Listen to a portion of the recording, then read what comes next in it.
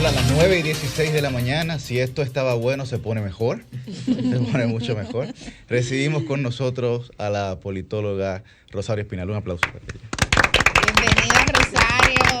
Y muchísimas gracias, de verdad, por aceptar esta invitación presencial. Vino a equilibrar el asunto, ¿verdad? En materia de género. Por favor, por favor. Bueno, eso, por lo menos eso estoy haciendo. No, y viene cargada de contenido, sin duda. Sí. Bueno, ver su percepción sobre lo que fue el principal acontecimiento del año 2021 en la República Dominicana e inmediatamente darle candela, ¿verdad? Y entonces preguntamos a Felipe sobre la posible reelección del presidente Luis Abinader. Pues el año cierra precisamente con ese tema, que aunque no se le ha dado la relevancia que tiene en términos políticos, ya más adelante se verá que si la tiene es la decisión del PRM de cambiar sus estatutos para permitir la repostulación. Ellos tenían que hacerlo porque la Constitución permite la repostulación, entonces iba a ser un desacuerdo entre los estatutos del PRM y la propia Constitución. Incluso el presidente hubiese podido repostularse porque hay una ley superior que lo protegía en ese sentido, pero ya eso está resuelto en el PRM y con eso se le abre el camino al presidente. A partir de ahora veremos cómo ya el Estado se enfila en torno a mayores políticas públicas y decisiones que van a ir en esa dirección. Por ejemplo, vamos a ver en el año 2022 cómo ya viene un proceso de mayor PRMización, digamos, de la burocracia estatal. A principio, en el primer año del gobierno, fue difícil sacar la burocracia PLDista porque había una pandemia en un momento muy difícil, pero además porque la gente del PRM que venía del PRD tenía mucho tiempo sin gobernar, entonces no era posible sacar a todos los que tenían experiencia en el gobierno para llevar personas sin experiencia. Entonces el gobierno tuvo que darse un tiempo de espera entre la pandemia y ese hecho de que ellos tenían muchos años sin gobernar. Pero ya en el 2022 vamos a ver cómo se completa ese cambio en la burocracia estatal, donde pasarán a ser personas del PRM o afiliados o personas que ellos quieran ganarse o aliados políticos, etcétera. Entonces, toda esa idea de que el Estado se quedaba más o menos como estaba porque había institucionalidad, veremos que eso cambia. El Estado dominicano es clientelar, profundamente clientelar. El Estado es el gran empleador de la sociedad dominicana, es el gran contratista de la sociedad dominicana. Eso es típico de las economías capitalistas subdesarrolladas. La economía dominicana es una economía capitalista subdesarrollada. Para que nos sintamos menos mal. ¿Perdón? Para que nos sintamos menos mal, que no estamos solos. Claro, es que a veces, Sí, claro. a veces yo escucho aquí, pero la República Dominicana tiene características que son comunes a otros países, donde el Estado es un gran pastel clientelar. Lo seguirá siendo mientras aquí no exista una economía privada lo suficientemente fuerte, lo suficientemente desarrollada, lo suficientemente productiva, lo suficientemente redistribuidora, porque mucha gente va al Estado porque no encuentra en el sector privado la cantidad de empleos suficientes o las condiciones salariales y de trabajo lo suficientemente atractivas. Entonces el Estado es un gran atractivo para muchas personas por ese motivo. Eso no es una invención dominicana, eso es típico del capitalismo subdesarrollado. Entonces eso es lo que vamos a ver. O sea, yo creo que el año cierra con esa decisión del PRM a la que no se le hizo mucha fanfarria, pero porque el país está sumido en la idea de que vamos en un proceso de gran institucionalización que es contrario a lo que las condiciones económicas de este país proyectan. Quiero reiterar la segunda pregunta del coordinador, porque política y gobierno aparte, queremos saber su impresión sobre cuál pudo haber sido quizá el hecho más trascendental durante el 2021, en sentido general. Mira, yo no creo que ha ocurrido un hecho sumamente trascendental en el 2021. Yo creo que, por un lado, el gobierno ha estado navegando una pandemia. Tratando de, o sea, en los primeros meses era impulsando la vacunación como mecanismo para reducir los internamientos, reducir las muertes, sobre todo el peso sobre el sistema hospitalario. Entonces, los primeros 7 meses, más o menos hasta el verano, hasta avanzado el verano, se fueron en el programa de vacunación. Entonces, el gobierno tiene la suerte de haber heredado una economía fuerte, porque también el gobierno no heredó una economía a la deriva. El gobierno actual heredó una economía muy sólida. Yo me acuerdo que en diciembre del 2019 yo le decía a una amiga en una conversación informal, los dominicanos están viviendo, para una economía subdesarrollada, están viviendo el mejor momento de la historia y no se dan cuenta. Porque veníamos con muchos años de crecimiento económico. Y los procesos redistributivos vienen de 2 fuentes. Viene de la economía privada, si los empresarios se dedican y deciden aumentar salarios y mejorar las condiciones de vida, que no es una característica del empresariado dominicano, y vienen del Estado, o sea, las políticas públicas que impulsa el Estado para mejorar un poco la situación de los que menos tienen. Entonces veníamos de unos años de políticas públicas donde se estaba ofreciendo subsidios importantes a los sectores desposeídos, y eso había mejorado. O sea, si uno ve las estadísticas que presenta la CEPAL, por ejemplo, los niveles de pobreza habían disminuido sustancialmente. Pero como que era mucha desigualdad social, sobre todo en el aspecto laboral. Ayúdame, Yuri, con las cifras. 68% cobra menos de 25,000 pesos aquí en el país. Sí. Es una economía de gran... Y un informe, siempre recuerdo, un informe de los últimos que hizo Oxfam, que hablaba de cómo República Dominicana, a pesar de ser uno de los países de mayor crecimiento económico, la movilidad social era menor en comparación con otras naciones. Estamos de acuerdo. La sociedad dominicana no es la vanguardia en la redistribución de recursos. Exacto. No. Lo que pasa es en términos comparativos de cuánta pobreza había aquí y de cuánto, o sea, vamos a decir hace 30 años o incluso con la crisis económica del 2003-2004 y cómo se fue lentamente disminuyendo los niveles de pobreza. Ahora bien, la sociedad dominicana es producto de una economía donde compiten diferentes tendencias. Por un lado, se necesitan políticas públicas de apoyo a los sectores más desposeídos. Eso es vital. Sin eso, aquí aumentan los niveles de pobreza y aumenta el nivel de desigualdad. Se necesita un sector privado un poco más, no le estoy pidiendo mucho más, un poco más comprometido con la mejoría salarial. O sea, eso es fundamental, porque si no se mejoran los salarios, o sea, es difícil experimentar movilidad social. Y tercero, que es siempre la gran noticia para muchos dominicanos, son las remesas. Nosotros somos un país exportador de población. O sea, nosotros exportamos población. ¿Dónde exportamos esa población? Fundamentalmente a Estados Unidos y en segundo término a Europa. Entonces, esa población que exportamos, que se va ella misma, no es que el gobierno la empuja con una política pública, pero esa población que se va voluntariamente se convierte en proveedora de las familias de capas media, media baja y pobres. Si aquí se quitaran las remesas de repente, el proceso de empobrecimiento de la sociedad dominicana sería mayúsculo.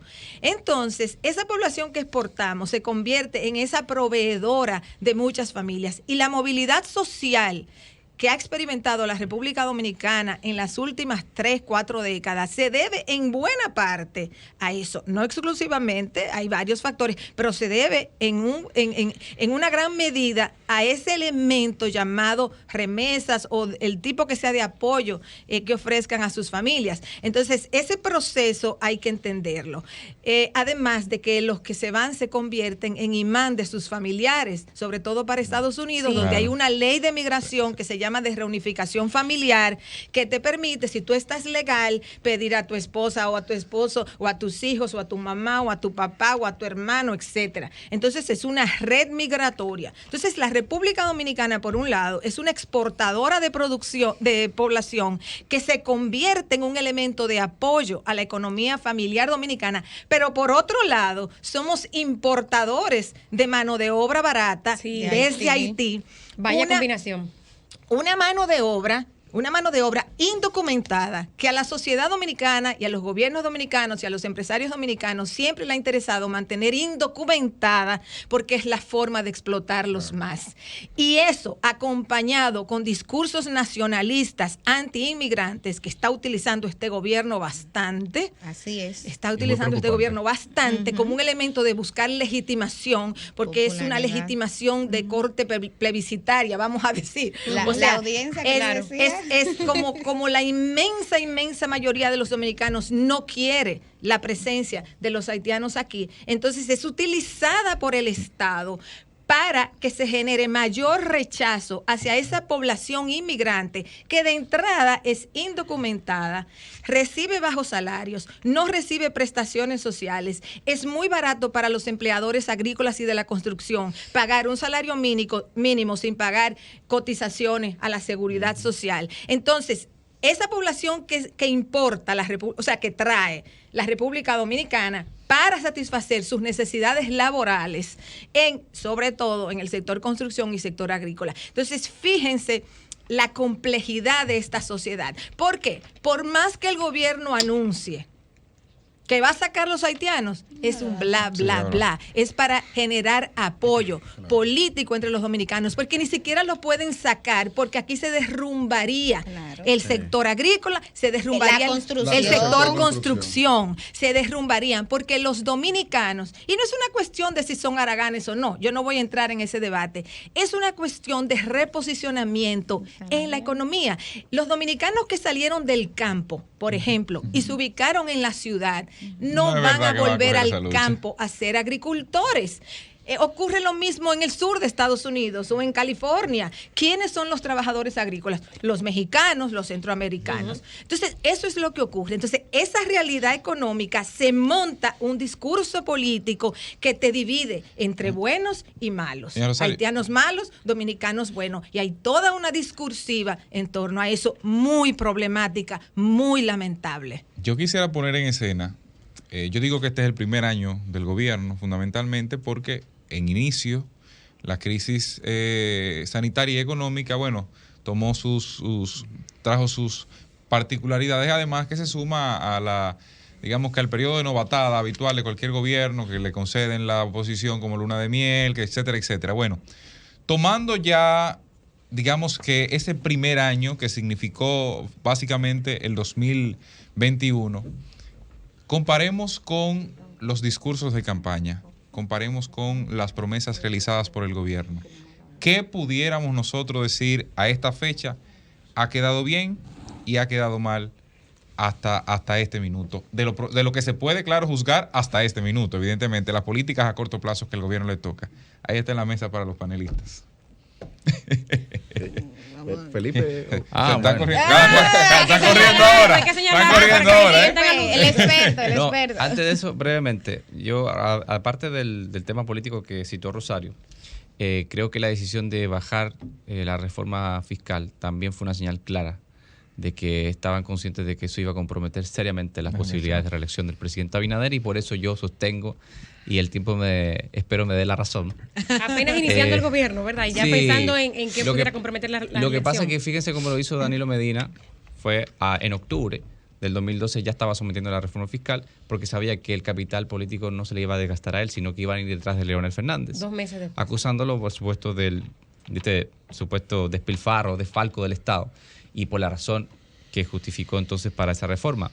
Luis Abinader no lo hizo por tema de la pandemia, esperó demasiado para mi gusto, y entonces ahora se vio contra el tiempo porque calculó, y con razón, que si aspira a la reelección, la reforma fiscal lo iba a comprometer. Entonces, aparte de la señal del PRM de ajustar los estatutos, que estaban obligados a hacerlo porque la Constitución es la ley suprema, y la no reforma fiscal, creo que son dos señales inequívocas de que va a intentar reelegirse y que si las elecciones fueran hoy, mañana, domingo, Luis Abinader estaría reelegido, por más que Juan Ariel me diga que no.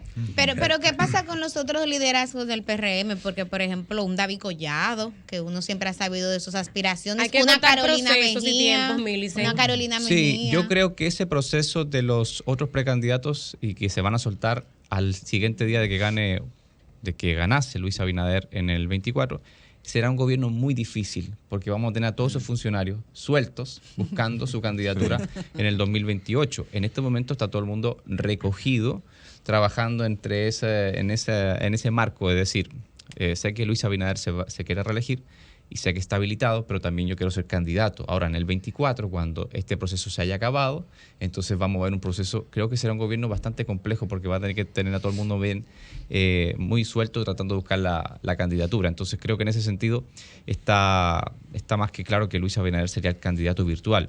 En el caso de Fuerza del Pueblo, Leonel Fernández, él ha dicho incluso que no hay otra persona con las condiciones. Yo digo que está equivocado, que hay mucha gente con capacidad, pero bueno.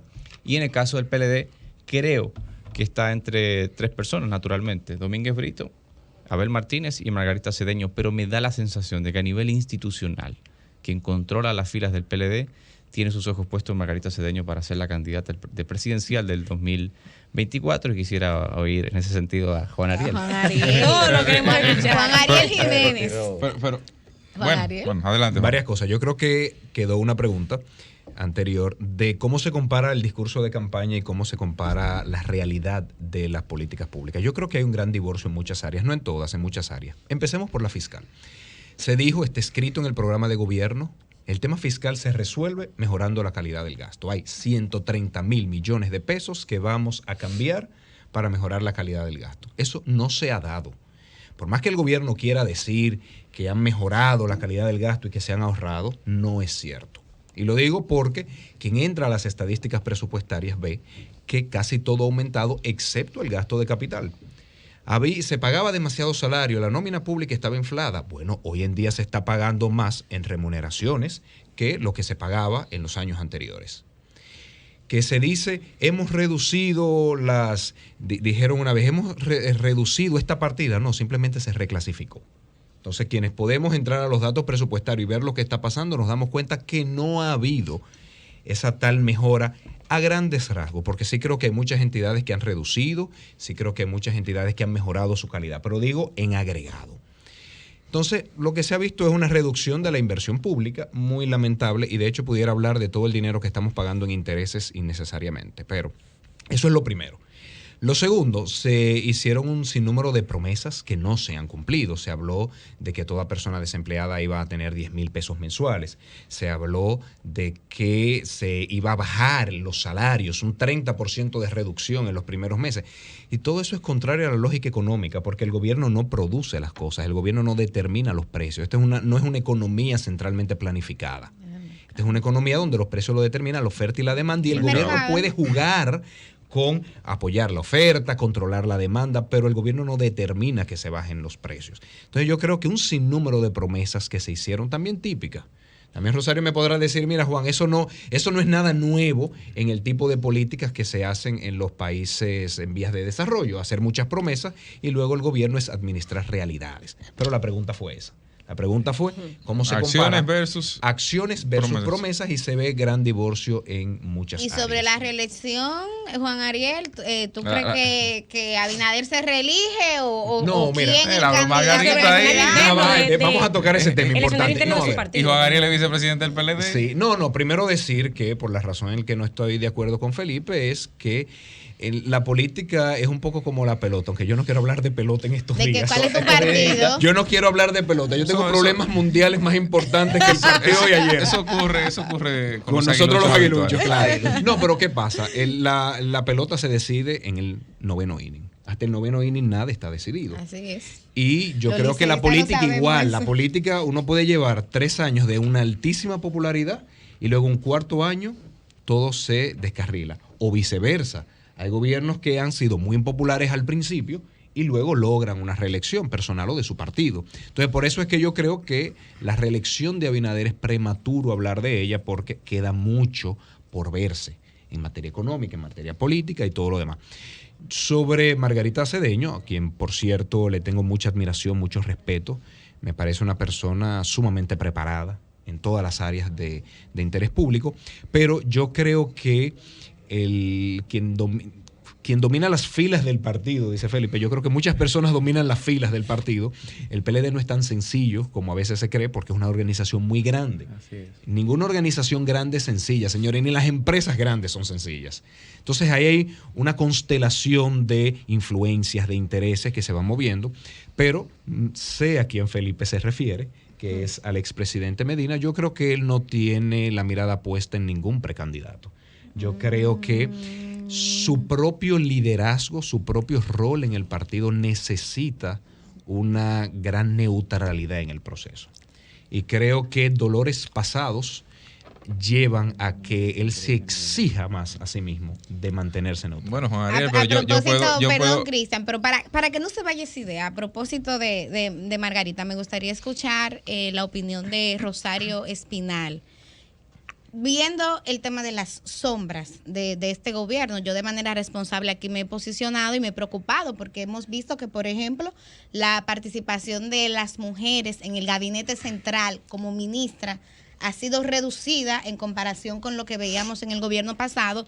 Y recuerdo que tú, junto con Sergia Galván, hiciste una investigación que se llamó Más Mujeres, Más Democracia, donde venías advirtiendo esta problemática. Ese tema, pocas ministras, sumado también al no compromiso de campaña de las 3 causales que hizo el PRM y lo escribió en su programa de gobierno y que ahora, teniendo mayoría en el Congreso, no ejecuta. ¿Tu opinión?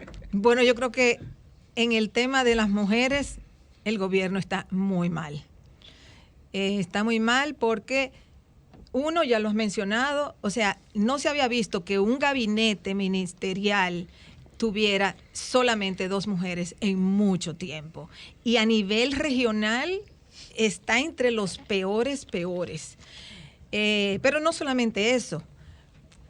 Salió Abinader a buscar 2 mujeres que fueran objeto de acusaciones para ponerlas en el Ministerio de la Mujer, porque en el Ministerio de la Juventud, porque con las poquitas mujeres que hay en el gobierno, que 2 estuviesen involucradas supuestamente en actos de corrupción, es como salir a pescar en un mar con pocos peces y tú sacar lo peor en esos casos. O sea, ¿cómo es posible que de 3 mujeres y 20 hombres en el gabinete la corrupción estuviese en 2 mujeres de las poquitas que han sido nombradas y que entre los hombres pues no haya escándalos? Estadísticamente no dan los escándalos. casos. Estadísticamente no los dan, casos. es un problema estadístico. Estadísticamente es prácticamente imposible que eso ocurra. Entonces, o salieron a buscar mujeres que tenían problemas en ese aspecto, o le han armado, y yo no sé, porque yo no he hecho investigación de corrupción, o le han armado casos más allá de lo que amerita, y por ser mujeres y por ser jóvenes, no sé, pero es que Atención a eso. Es que choca mucho que con tan pocas mujeres, 2 episodios de corrupción de 2 ministras de la juventud. Es muy chocante y estadísticamente no es sostenible que con tan pocas mujeres. Entonces, para colmo, nombran un hombre en las poquitas Exacto. funciones que le han dado a las mujeres. Entonces, ¿es que Abinader no conoce mujeres? ¿Es que Abinader no conoce mujeres capaces? ¿Es que Abinader no conoce mujeres honradas? Es que en el PRM no le están pidiendo que nombre a nadie fuera del PRM. Yo creo que los gobiernos deben nombrar a las personas de sus filas. Yo no tengo problema con eso. Ahora, no hay mujeres en el PRM capaces, honradas, para aumentar la cantidad de mujeres en el gabinete, en un gobierno que prometió el cambio, en un partido que se llama Moderno. Esto es demasiado chocante. Es como si hoy en día, ya casi 2022, las mujeres dominicanas no son capaces, según los hombres políticos, de ocupar posiciones importantes en el gabinete. Eso es muy lamentable. Y lamentable es la espalda que le dio el presidente a las 3 causales después de ser presidente. Realmente no es que el Ejecutivo dirija al Legislativo, pero los partidos tienen posiciones. Claro. Y ellos toman posiciones para muchas cosas. Y cuando ellos quieren que le aprueben un préstamo, el presidente envía su señal. Y cuando ellos quieren que le creen un nuevo ministerio, el presidente envía su señal. Y cuando ellos quieren que cambien la ley de INAPA, el presidente envía su señal. O sea, cuando ellos quieren algo, el presidente envía su señal. Pero no quiso hacerlo en el caso del Código Penal. Lo que hemos visto en este 2021, y yo creo que sí podemos proyectar hacia adelante, es las características ya que va a ir tomando o que ha ido tomando el gobierno. Pienso que es un gobierno que va a tratar de navegar hasta el 24, tratando de tomar medidas y posiciones que sean o de alto nivel de apoyo generalizado o que no afecte sustancialmente a ningún sector con vocería política.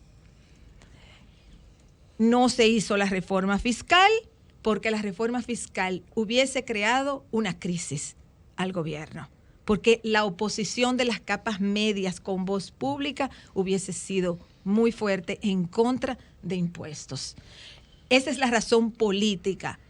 Hay razones económicas, cómo hacer una reforma fiscal, aumentar impuestos cuando hay inflación, bla, bla, bla, bla. No voy a entrar en eso. Pero en términos políticos, eso le hubiese hecho un ruido tremendo al gobierno. Y por eso no hicieron la reforma fiscal. Eso le ha permitido navegar este año con relativa estabilidad. Si hubieran hecho una reforma fiscal, hubiesen tenido un serio problema. No van a aprobar el Código Penal, porque aprobar el Código Penal significa echarse un sector u otro con vocería política en contra. Oh, mira qué interesante. Entonces, el gobierno parece que tiene eso claro y lo que va a hacer es mantener esta dilación de que si aquí dijeron esto, de que si le cambiaron 3 palabras, de que si esas 3 palabras se va a acabar el mundo porque le permitan derecho de igualdad a la comunidad LGTB, como si el fin del mundo va a llegar por eso. ¿Usted cree entonces que esto que tuvimos esta semana en la sesión de la Cámara fue guiado por el gobierno, digamos? Un performance político. Ay, mamá. Entonces, Sí, hace lógica, porque Ay, uno ay, no ay. entiende, de verdad hace lógica. Entonces, la forma en que el gobierno se está manejando es precisamente para minimizar los rechazos o para maximizar los apoyos. Tema haitiano, por ejemplo. Busca aprobación generalizada. El tema haitiano lo van a seguir utilizando, Sí, yo lo porque dije es muy desde que salió rentable. a los 2 días. Es muy rentable políticamente. Lamentablemente, si tú Qué le das, lamentable. si tú golpeas a los más rechazados y a los más vulnerables, tú sacas beneficio político. Es lamentable, muy lamentable, pero tiene un rendimiento político para el gobierno. Entonces, ellos van a seguir usando ese tema para generar amplios apoyos. Con ese amplio apoyo, porque esto es complicadito, en términos políticos, el asumir una agenda anti-inmigrante haitianos. Antiderechos humanos también. Sí, pero es una política en contra de derechos humanos, pero para ser más específica, en contra de los haitianos, le genera un apoyo dentro del bloque de ultraderecha dominicano, que tiene mucha voz pública, aunque no tenga muchos votos, pero tiene mucha voz pública, Sí, hace mucho y ha ruido. sido un soporte histórico de Leonel Fernández.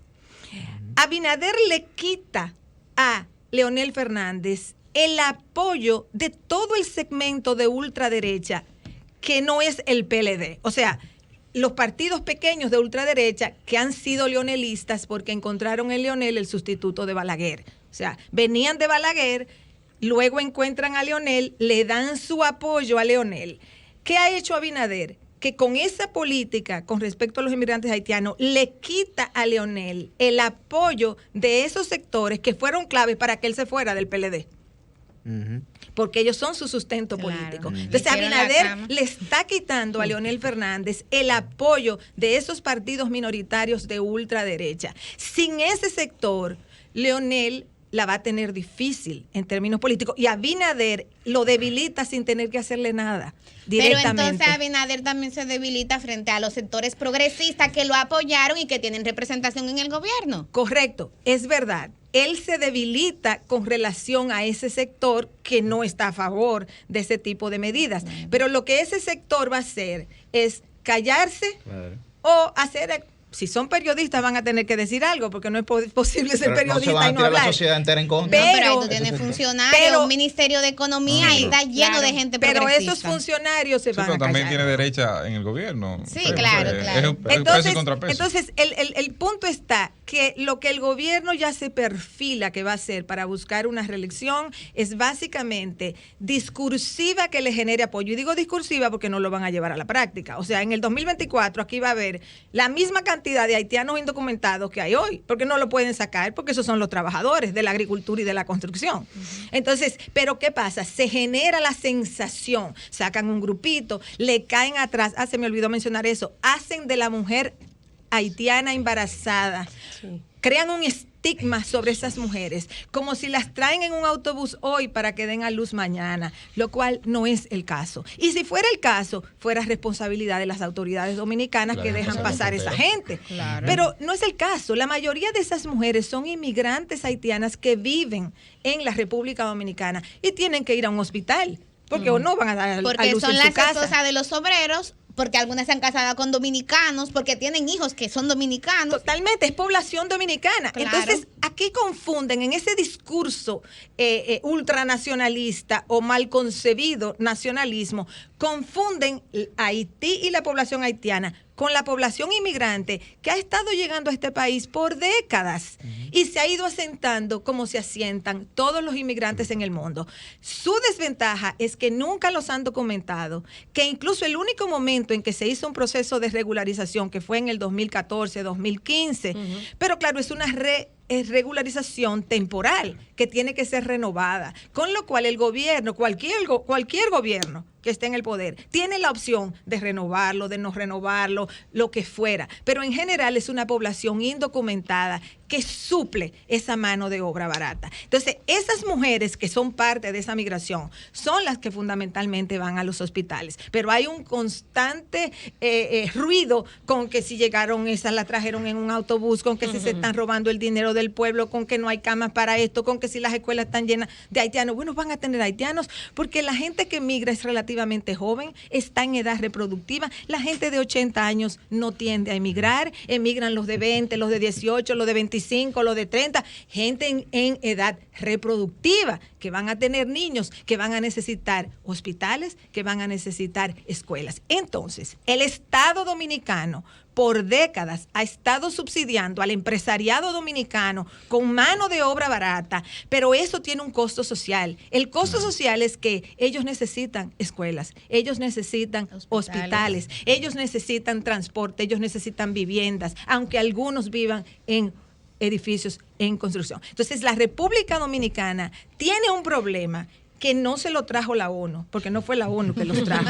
No se lo trajo Estados Unidos, no fue Estados Unidos que trajo a los haitianos para acá. No se los trajo Francia, ninguna de esa gente, ni ONG. Fue el Estado Dominicano. Fue el Estado Dominicano como subsidio al empresariado dominicano. Claro. Entonces, aquí hay que poner las cosas claras para que tanta gente no se aparte de un gran engaño, que es esa discursiva que hay en este país en contra de los inmigrantes. Igual que lo hacen en otros países. Claro. Tampoco ha sido acuñada esa política por la República Dominicana. Sí. Vamos a una breve pausa, pero volvemos con el tema de la oposición. Volvemos con la oposición. Cambio y fuera. El sol de los